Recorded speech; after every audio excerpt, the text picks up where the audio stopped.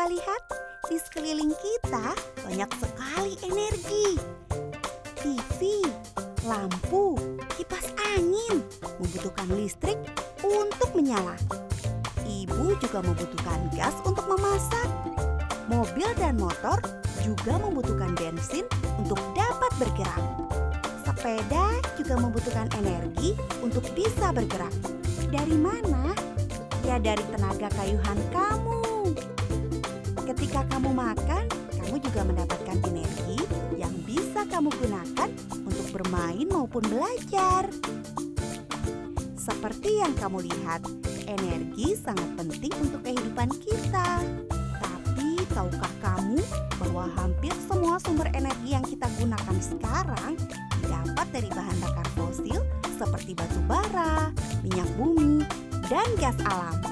Jutaan tahun yang lalu, bahkan sebelum dinosaurus ada, di bumi terdapat makhluk hidup. Mereka menyerap sinar matahari dan menghasilkan energi lewat fotosintesis. Ketika mati, lalu mereka tertimbun ke dasar laut, dan energi tersebut masih tersimpan di dalam jasad mereka. Jutaan tahun kemudian, energi dari sinilah yang kita pakai saat ini dalam bentuk batu bara, minyak bumi, dan gas alam. Pemakaian bahan bakar fosil ini punya dampak buruk bagi bumi kita karena akan menghasilkan polusi yang dapat mencemari udara, air, dan tanah kita, dan juga membuat bumi kita semakin panas. Berita terburuknya, bahan bakar fosil ini jumlahnya sangat terbatas, sehingga kalau kita gunakan terus-menerus akan habis suatu saat. Menyeramkan, bukan?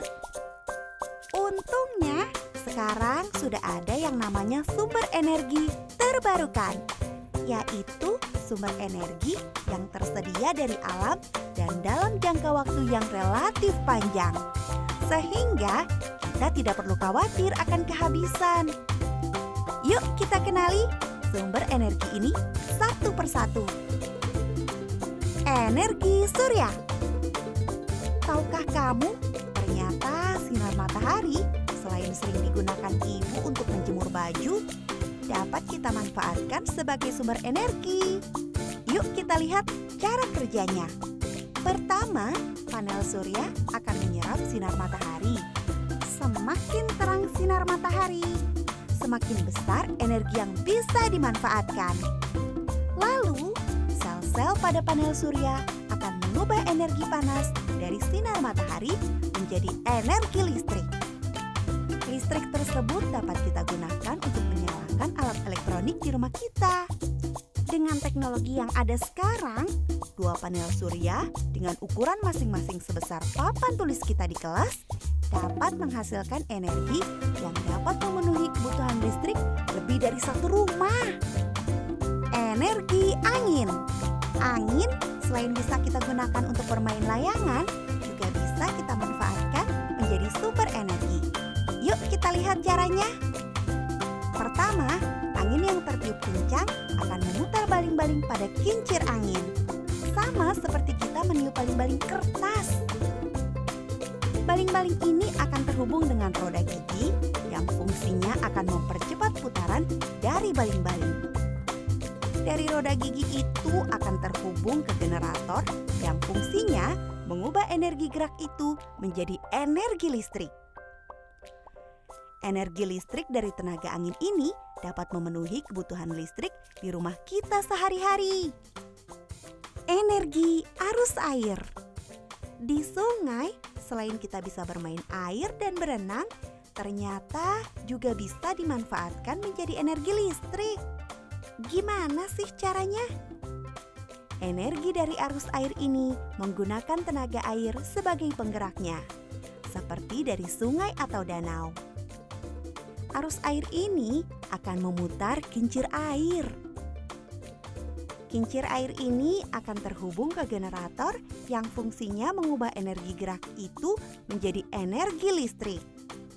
Energi listrik dari tenaga air ini dapat digunakan untuk memenuhi kebutuhan listrik di rumah kita. Energi biomasa. Energi biomasa ini artinya energi yang bersumber dari makhluk hidup. Banyak sekali sumber energi biomasa ini. Contohnya, kotoran hewan ternak, limbah pertanian, limbah hutan, sampah sisa makanan. Kok bisa ya? Yuk kita lihat cara kerjanya. Pertama, kotoran hewan ternak, limbah pertanian, atau sampah sisa makanan tersebut dikumpulkan dalam sebuah tabung. Di dalam tabung tersebut terdapat bakteri yang akan menguraikan bahan-bahan tersebut menjadi gas metana. Gas metana ini akan ditampung pada tabung penyimpanan gas yang siap menjadi bahan bakar, seperti untuk memasak dengan kompor atau menjadi energi listrik yang dihasilkan lewat generator. Lalu, bahan sisa proses ini pun dapat dimanfaatkan menjadi pupuk untuk menyuburkan tanaman. Sangat bermanfaat ya. Jadi, banyak sekali kan sumber energi terbarukan di sekitar kita? Jika kita bisa memanfaatkan semua itu dengan baik, bukan tidak mungkin di masa depan kita tidak lagi bergantung dengan energi dari bahan bakar fosil. Sehingga sambil menikmati energi listrik yang dihasilkan, bumi kita pun juga akan lebih terjaga. Seru kan teman-teman? Yuk kita belajar lebih giat lagi agar di masa depan kita bisa mengelola energi-energi terbarukan ini dengan semakin baik.